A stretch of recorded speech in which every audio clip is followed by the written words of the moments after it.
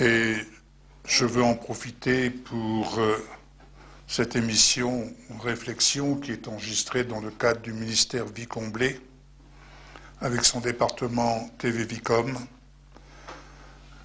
enregistrée à partir du Centre chrétien Parole de la foi à Niedermodern en Alsace, belle région de France. Si un jour vous passez par ici, prenez le temps de visiter cette belle région. Je veux en profiter pour vous saluer, vous tous qui suivez cette émission. Aujourd'hui, le thème de ma réflexion, du message, l'homme nouveau, l'homme régénéré. Je me suis entretenu il y a quelques jours avec un frère en Suisse et qui a reçu lui aussi quelque chose dans ce sens de révélateur. Et pour un jeune frère, je peux dire que vraiment j'ai été surpris de l'entendre et surpris également de la nouvelle qu'il m'annonçait. Il m'a dit « ça y est, je suis invité à prêcher ». Alors je lui ai dit « prêche mon frère, prêche la parole ». Alléluia. Amen. Alors je vous invite à prendre la parole de Dieu dans la première épître de Pierre.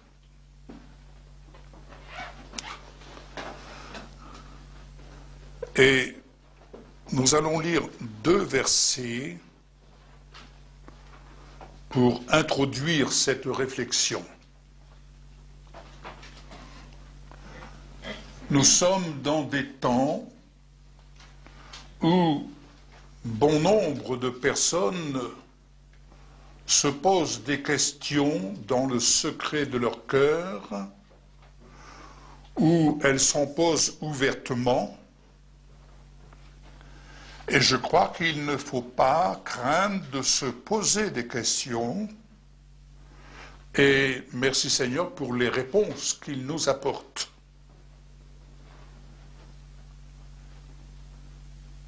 Pourquoi tant de gens tombent ? Pourquoi tant de gens abandonnent le combat? Pourquoi tant de gens démissionnent?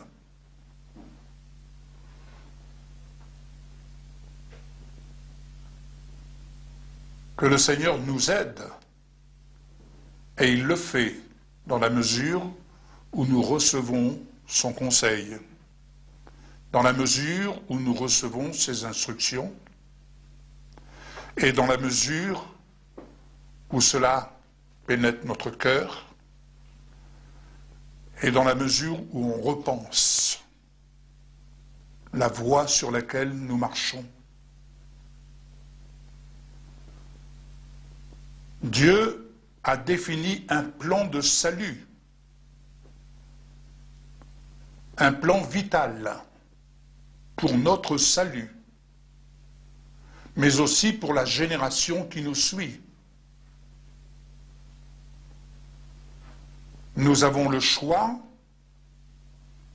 d'accepter, de regarder, de plonger notre regard dans ce plan de salut où tant de choses sont à découvrir et tant de prophètes dans l'Ancien Testament ont plongé leur regard dans ces réalités, sachant que ce n'était pas pour eux-mêmes, mais que c'était pour nous qui sommes parvenus en ces temps. Parvenus en ces temps où, ne l'oublions pas, le salut est prêt à être révélé dans toute sa splendeur. Dans toute sa splendeur. Comme cela fut révélé à certains personnages qui ont marqué et qui marquent les actes des apôtres. Je prendrai un exemple avec Saul de Tarse. Ce salut qui lui a été révélé dans toute sa splendeur. Aujourd'hui, ce salut qui est révélé à des gens qui ne connaissent même pas la parole de Dieu. C'est dire qu'il nous faut regarder et dire, Père, apprends-moi à voir comme toi tu vois. J'ai tellement une vue limitée de ton plan. Pardon, Père, mais apprends-moi à voir comme toi tu vois.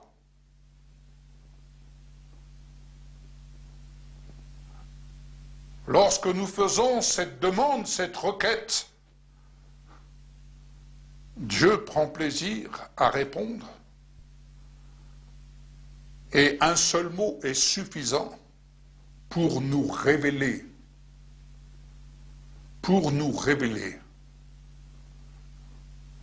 la voie de son salut, celle qui nous est offerte en Jésus. Alléluia. Ainsi, dans cette première épître de Pierre, au premier chapitre, nous lisons quelque chose parmi les salutations, quelque chose qui passe plus ou moins inaperçu. Ce que je lis ici, ce n'est pas moi qui l'ai reçu, mais je me permets de le reprendre. C'est justement ce jeune frère de Suisse qui m'en a partagé. J'ai dit, waouh, merci Seigneur. Voici ce qui est dit, Pierre, apôtre de Jésus-Christ, à ceux qui sont étrangers et dispersés dans le Pont, la Galatie, la Cappadoce, l'Asie et la Bithynie, et qui sont élus selon la prescience de Dieu le Père. C'est dire qu'avant même que nous soyons tissés dans le sein de notre mère, comme il est dit ensuite, nous sommes déjà sanctifiés par l'Esprit. Dans quel but? Afin qu'ils deviennent obéissants. Obéissants à quoi? Obéissants à qui? Qu'ils deviennent obéissants et qu'ils participent à l'aspersion du sang de Jésus-Christ. Dans d'autres versions, il est dit aux libations du sang de Jésus-Christ. La question qui se pose, à quel endroit est versé ce sang? À quel endroit est-il répandu? La réponse nous est donnée dans Romains 12. Romains 12, verset 1er. Ce sang est versé sur l'autel.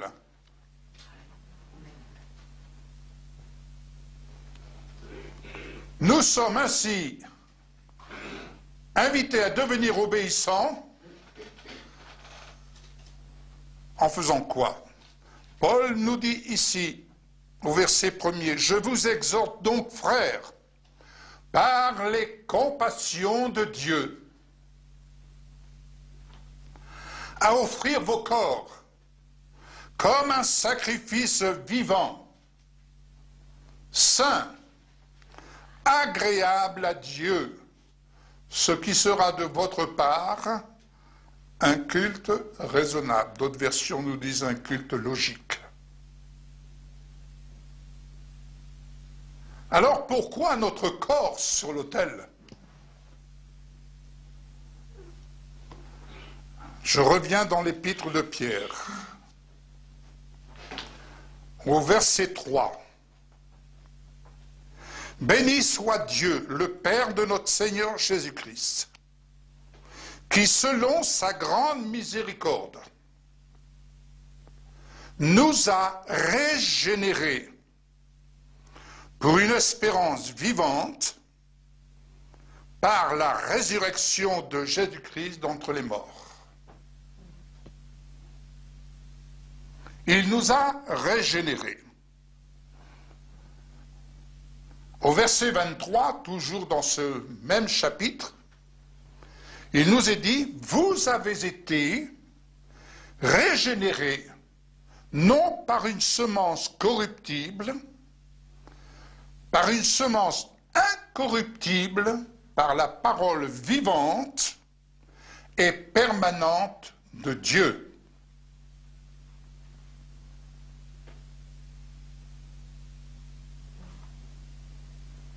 Notre être, esprit, âme et corps, depuis la chute d'Adam, a perdu l'éclat de la gloire de Dieu. En conséquence de quoi nous comprenons pourquoi il se détériore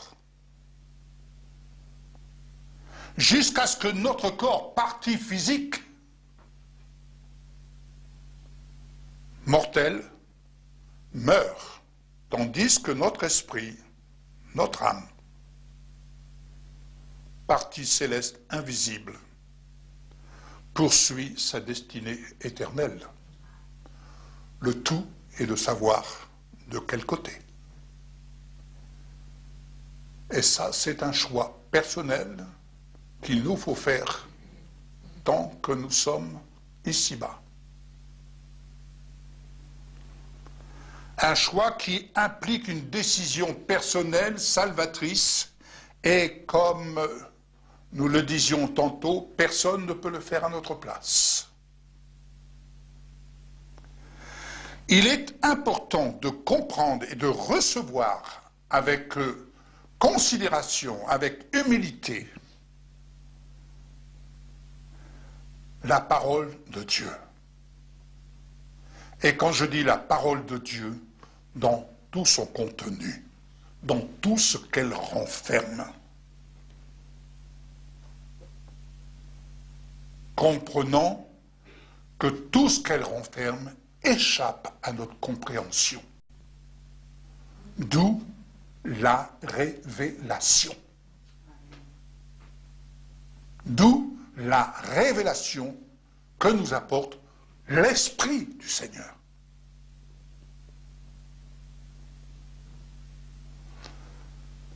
Son œuvre salvatrice, elle est vivante. Et elle est permanente. Ce n'est pas quelque chose de passager. Ce n'est pas quelque chose que nous prenons au passage. Alléluia, c'est fait, je suis tranquille, mission accomplie. Non. Cette œuvre, elle est vivante chaque jour. Jusqu'à notre dernier souffle. Et jusqu'au moment où nous entrons là, où nous avons pris position avec le Seigneur. Et cette œuvre salvatrice démontre par notre foi, par ma foi, par ta foi, elle démontre qu'elle est autorité et pouvoir incontestable. Incontestable. Le fondement de la foi véritable repose sur notre Seigneur Jésus-Christ, tel qu'il est aujourd'hui, tel qu'il veut que nous apprenions à le connaître et à nous découvrir en lui.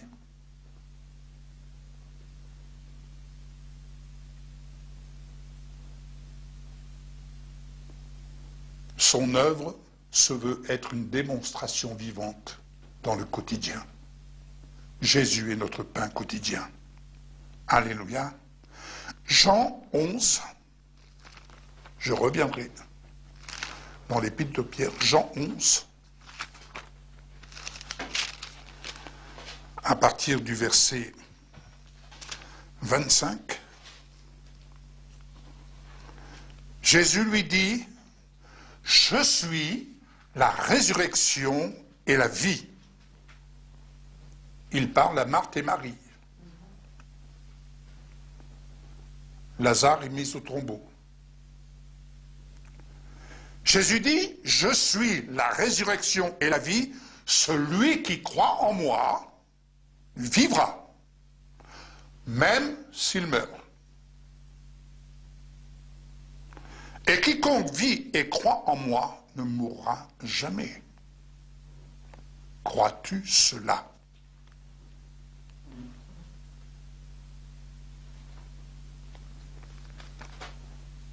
Il est la résurrection et la vie. Lorsque nous recevons la parole de Dieu dans notre cœur,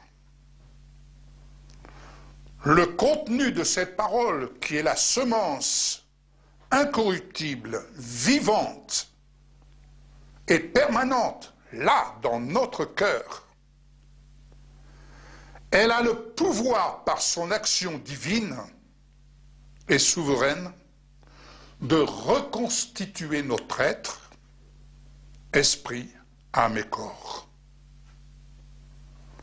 Elle a le pouvoir de reconstituer le tissu organique. C'est ainsi qu'elle a le pouvoir de guérir les malades, de ressusciter les morts, de relever les paralytiques, de rendre la vue aux aveugles, d'ouvrir les oreilles des sourds, de rendre l'usage de la parole aux muets et tant d'autres miracles. Amen. Alors, régénérer veut dire quoi? Régénérer veut dire que la parole de Dieu vivante et permanente a le pouvoir de reconstituer la matière vivante.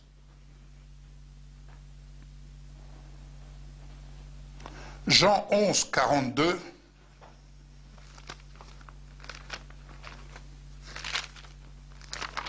Jean 11, 42.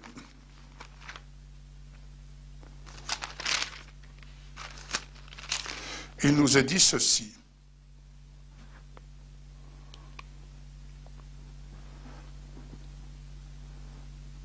Jésus leva les yeux en haut et dit, Père, je te rends grâce de ce que tu m'exauces, de ce que tu m'as exaucé. Pour moi, je savais que tu m'exauces toujours. Pour moi, je savais que tu m'exauces toujours. Avons-nous cette assurance que Dieu nous exauce toujours en Jésus-Christ, au nom de Jésus-Christ? Verset 45.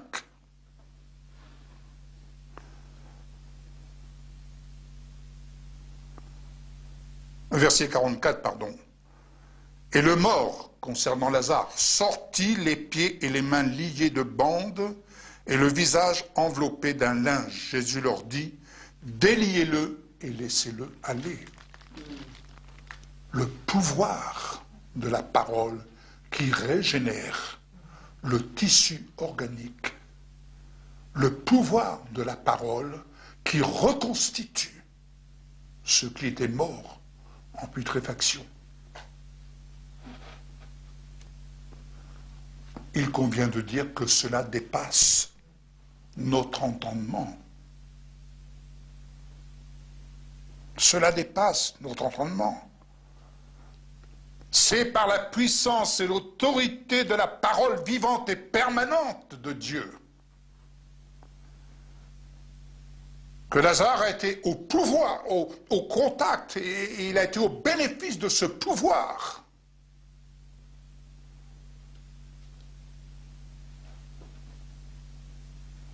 Il lui a été redonné des forces. Régénérer veut dire ramener à un état antérieur meilleur. Est-ce que vous avez bien entendu? Régénérer veut dire ramener à un état antérieur meilleur. Réfléchissons un peu. Qu'avons-nous perdu depuis la chute d'Adam? Qu'avons-nous perdu?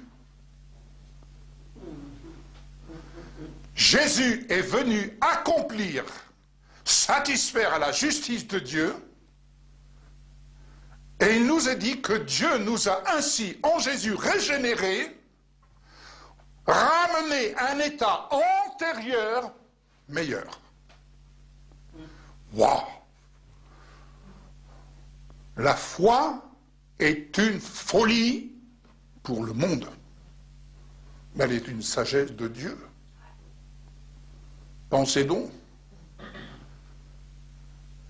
nous allons prêcher cela dans le monde, et vite, renfermez-le, il devient fou. Et pourtant, je lisais un témoignage hier d'une femme qui s'est mariée, une chrétienne, s'est mariée, elle ne pouvait pas avoir d'enfant. Et cela a duré, au point que son mari est allé voir d'autres femmes. Et passant des examens dans des lieux plus équipés, ils se sont aperçus que cette femme n'avait pas de trompe. N'avait pas de trompe. 9 ans plus tard, son mari revient à la maison. Et cette femme se retrouve enceinte. Le médecin dit, c'est impossible, madame. C'est impossible. Cette femme était bien enceinte. Cette femme était bien enceinte. Cela me ramène à un témoignage que notre frère Jean-Louis a eu vécu à Bangui, au Centrafrique. Au moment où il va pour reprendre l'avion, une femme arrive, une femme ou un homme, je ne sais plus. Elle arrive, elle demande à ce qu'on prie pour son enfant. Et lui, il allait monter la passerelle. Elle était là sur le tarmac. Et Jean-Louis, vite fait, bien fait, il met les doigts dans les oreilles. Seigneur, merci, parce que tu recrées cette oreille. Il n'avait pas de... Il n'entendait pas. C'était toute l'information qu'il avait. Et eu 1 an ou 2, je ne sais plus exactement, il revient à Bangui. Et cette femme revient vers lui. Et elle lui dit, gloire à Dieu, mon enfant entend. Ah, mais gloire à Dieu. Non, mais, pasteur, vous ne savez pas ce qui s'est passé. C'est que mon enfant n'avait pas de lobe. Et Dieu a recréé. Il n'y avait pas de pavillon. De pavillon. Il n'y avait rien dedans. Dedans. Et Dieu a recréé.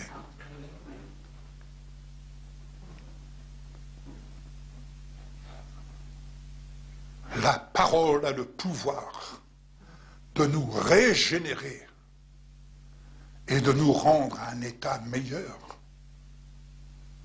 Alléluia.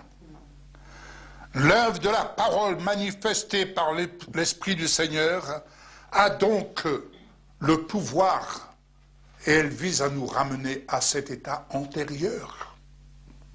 Et ça, nous devons le croire, nous devons le parler. Parce que la foi, elle vient de quoi? Elle vient de ce que j'entends. Mais ce que j'entends, c'est ce que je dis. Ce que j'entends, c'est ce que je dis.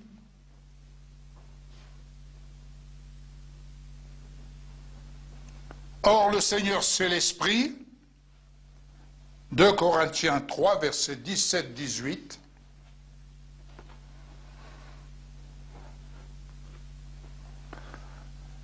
Or, le Seigneur, c'est l'Esprit. Et là où est l'Esprit du Seigneur, là est la liberté. Mais écoutez la suite. Nous tous, dont le visage découvert reflète la gloire du Seigneur, nous sommes transformés en la même image de gloire en gloire par l'Esprit du Seigneur. Nous sommes transformés en la même image. Jésus a dit, je suis la lumière. Dans Jean 8, verset 12, je suis la lumière du monde. Quand nous acceptons de recevoir la lumière, elle régénère ainsi une multitude de personnes quand nous leur prêchons l'évangile et le plein évangile. C'est là l'œuvre de l'Esprit du Seigneur dans notre vie et sur notre vie. Il est dit dans le psaume 1er, verset 3, « Je suis comme un arbre planté près d'un courant d'eau, qui donne son fruit en sa saison. » Un arbre planté près d'un courant d'eau. Est-ce que vous êtes déjà resté près d'un courant d'eau? Il m'est arrivé d'être avec mon beau-père au bord d'un courant d'eau, à la pêche. Et j'étais torse nu, et je me suis passé une certaine pommade, soi-disant contre les rayons du soleil, et j'étais là au-dessus de l'eau, avec ma canne à pêche. Et mon beau-père, connaisseur, me dit, « Oh là, j'en connais un qui va rougir. » Et moi de me dire, mais qu'est-ce qu'il raconte? Et le soleil venait refléter dans l'eau. Et j'étais au-dessus de l'eau, le torse au-dessus avec ma canne à pêche. Ah, je me voyais dans l'eau. Il y avait le reflet de ma personne. Mais il y avait un soleil qui rayonnait avec force, qui est venu refléter sur moi, sur mon torse, au point de commencer à me griller. Je peux vous assurer que le soir, j'étais rouge, mais ça me faisait mal. Je suis comme un arbre planté près d'un courant d'eau. Le reflet de l'arbre se voit dans l'eau.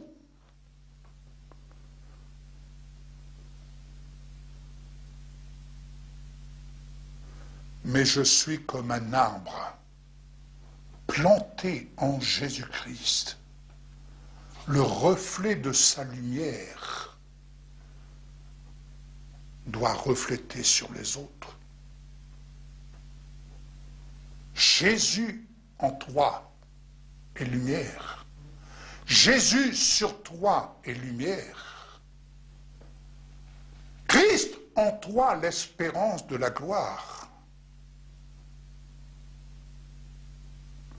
Pouvons-nous apprendre et accepter à nous regarder tel que Dieu nous voit en son Fils et tel qu'il désire que nous acceptions de nous regarder comme tel. Ainsi je peux dire, je suis ce qu'il dit que je suis en lui et avec lui. Amen. Je suis ce qu'il dit que je suis en lui et lui en moi.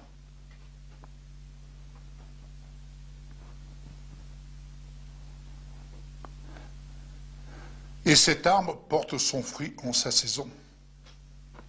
Vous savez quel est cet arbre? C'est l'arbre de la vie. L'arbre de la vie où se trouve guérison, résurrection, les meilleurs fruits. Bien-aimé, l'action souveraine de la parole de Dieu n'est point limitée. Vouloir limiter l'espace de la révélation du plan de Dieu en fonction de notre compréhension,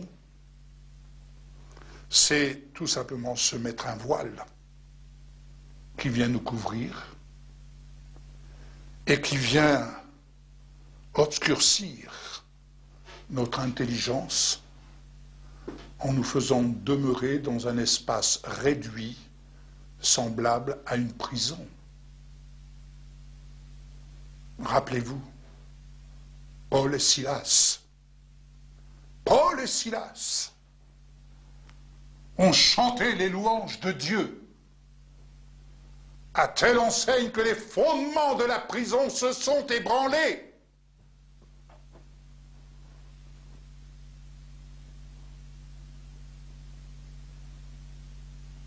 Les fondements de la prison se sont ébranlés. Mais plus encore, le gardien a demandé de la lumière. Les fondements de la prison, les murs, se sont ébranlés. Et il demande de la lumière.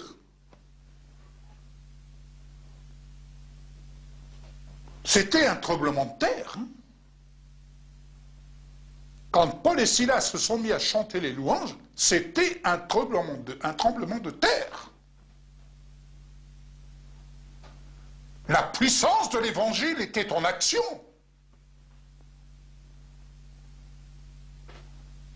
Ils allaient avec la puissance de l'évangile,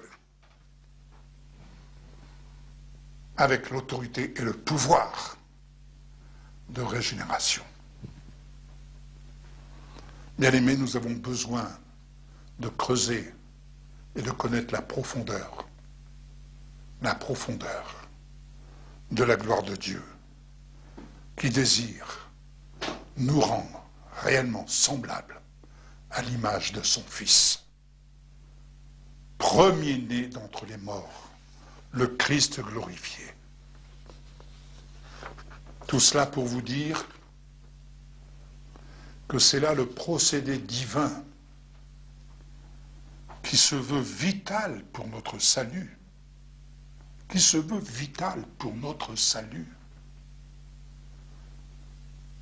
et qui nous offre la possibilité de vivre cette régénération.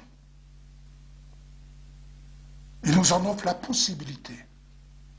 Faut-il commencer par le croire, l'accepter, le parler? Alléluia. Afin d'échapper aux traits enflammés du malin.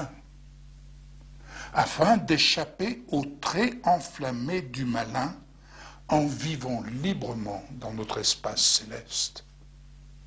Affectionnez-vous aux choses d'en haut, dit Paul aux Galates. Affectionnons-nous aux choses d'en haut. Et l'apôtre Jean dira dans son épître, au premier épître de Jean, chapitre 5, verset 18. Nous savons que quiconque est né de Dieu ne pratique pas le péché.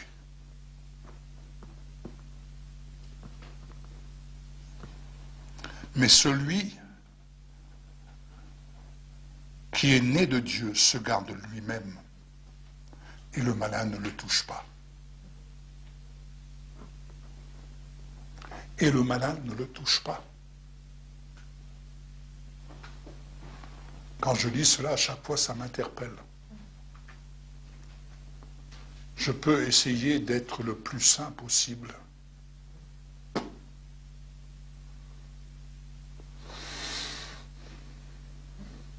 J'ai bien dit, je peux essayer. Ce que je disais un jour, si vous connaissez quelqu'un qui est plus saint que moi, donnez-moi son adresse. Moi, j'ai une adresse Pour aller le rencontrer, il faut que je déménage. Il faut que je laisse mes baskets ici-bas et que je monte. Et pourtant, il dit ici, celui qui est né de Dieu se garde lui-même. Et le malin ne le touche pas.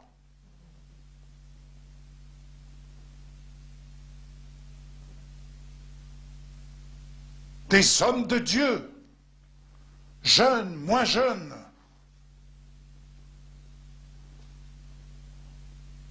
sont tombés. Et on s'est empressé, bien entendu, d'avoir le doigt accusateur. Mais quand je vois ceux-là qui tombent, je me dis, Yves, prends garde à toi.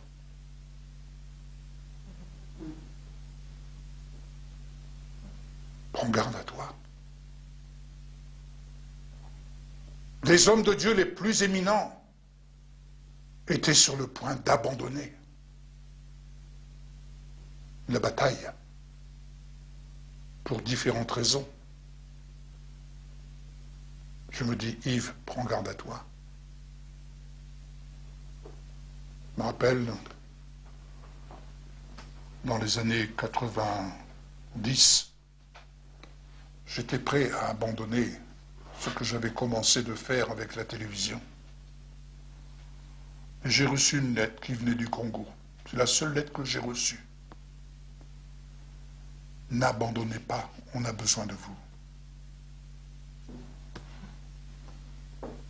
Plus tard encore, on était à Royan cette fois-ci. J'avais envie d'arrêter. Vu l'ampleur de la tâche, seul, j'avais envie d'arrêter. De démissionner. Et je reçois un courrier d'un professeur de langue arabe au Maroc et qui m'écrit, mon épouse et moi, nous sommes persécutés à cause de notre foi. Nous sommes réfugiés dans une chambre d'hôtel. S'il vous plaît, continuez vos émissions en français. Nous avons besoin de les écouter. Si c'est pour une âme, on continue.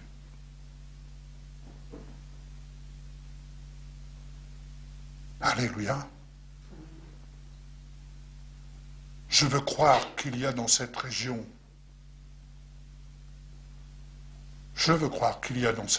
une armée de combattants. Je veux croire qu'il y a dans cette région des hommes et des femmes, des jeunes gens, qui sont prêts à relever les défis qui sont là devant nous. Je veux croire que dans les maisons, il est possible de voir des hôtels,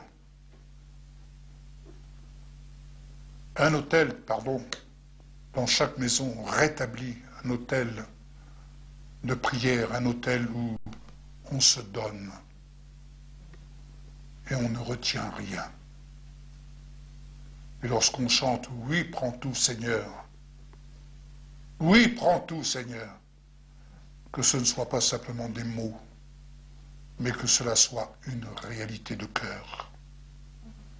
Il ne s'agit pas de s'exposer à la détresse en se dépouillant, mais c'est de dire, Seigneur, je te fais confiance. Fais avec moi ce que tu veux faire. Et emmène-moi sur le terrain où tu veux m'emmener. Nelson Mandela disait, si je peux me permettre de reprendre ce que Michel a découvert, Nelson Mandela disait, lorsque je perds, j'apprends. Non. Je ne perds jamais, j'apprends. Je gagne et j'apprends. Je gagne et j'apprends. Dans le service, accompagner Jésus, comme je le disais dimanche dernier, à l'image de ces femmes de bien qui, une fois délivrées, ont tout de suite accompagné Jésus et toute son équipe. Mais voyez-vous, servir le Seigneur, oui. Mais je préfère dire que j'accompagne Jésus.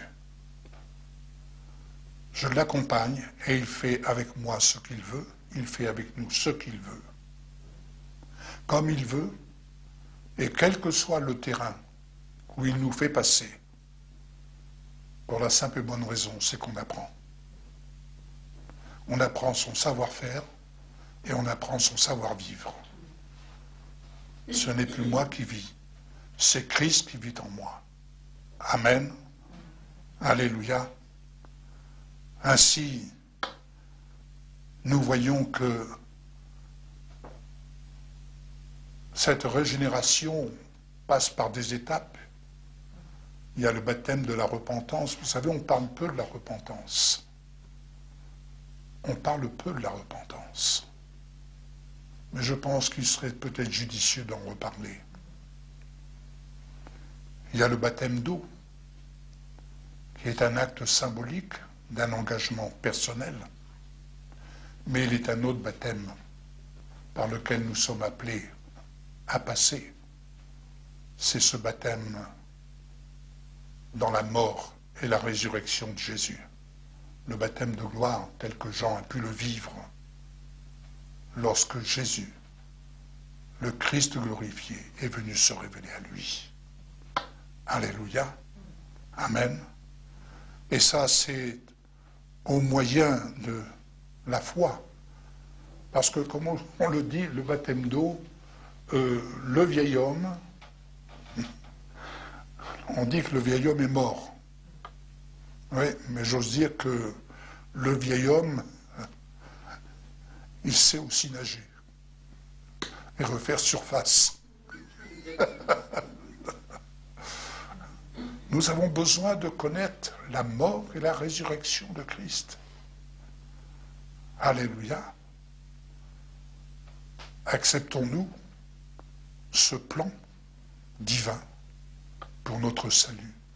Acceptons-nous et voulons-nous accepter d'y plonger notre regard.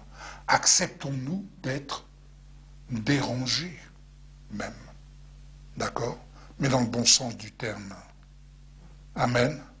C'est là vraiment ce que je voulais ainsi vous partager, sachant que la régénération dans le plan de Dieu, c'est de nous ramener à un état antérieur meilleur. Un état antérieur meilleur. À chacun de s'en saisir, de se l'approprier. Tout est possible à celui qui croit. Jésus dira, Père, pour moi je sais que tu m'exauces et que tu m'exauces toujours. Je peux donc dire en Jésus, Père, merci. Pour moi je sais, en Jésus-Christ, tu m'exauces toujours. Alléluia. Prions. Nous te remercions, Père, parce que l'œuvre de ta parole, elle est permanente, elle est vivante, elle régénère jusqu'à reconstituer la matière vivante, comme cela s'est produit avec Lazare, comme cela s'est produit avec cette jeune fille qui était morte lorsque tu as dit « Tabitha, lève-toi et marche ». Lorsque tu es passé près de ce paralytique couché sur sa civière, tu lui as dit « Lève-toi, prends ton lit et marche ». Seigneur, tu as le pouvoir excellent, extraordinaire, de régénérer notre être, à savoir notre esprit, notre âme, notre corps. Béni soit ton nom, Seigneur, pour les téléspectateurs.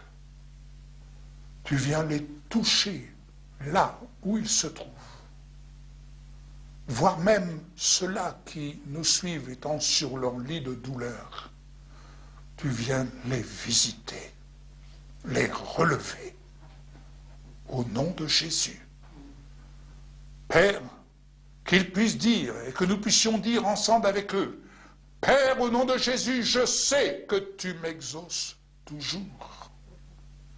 Parce que rien ne t'est impossible. Ta parole, elle est vivante et elle est permanente. Et si elle est vivante, là où elle demeure en moi, elle opère des miracles. Elle opère des miracles, non seulement dans mon esprit, dans mon âme, mais aussi dans mon corps. Ainsi je peux dire, je suis faible, mais en Jésus-Christ, je suis fort. Que celui qui est faible dise, que celui qui est faible dise, je suis fort. Alléluia. Et que celui qui est faible dise à son frère, tu es fort. Tu es fort. Tu es forte. Que le cœur de votre maison soit enflammé, bouillonnant, ardent, pour accompagner Jésus sur le terrain où il veut tant vous apprendre, tant vous faire découvrir qui il est en vous et ce que vous êtes en lui. Il n'y a rien de difficile. Il suffit simplement de dire, Père, j'ai confiance en Jésus-Christ. Amen. Soyez bénis.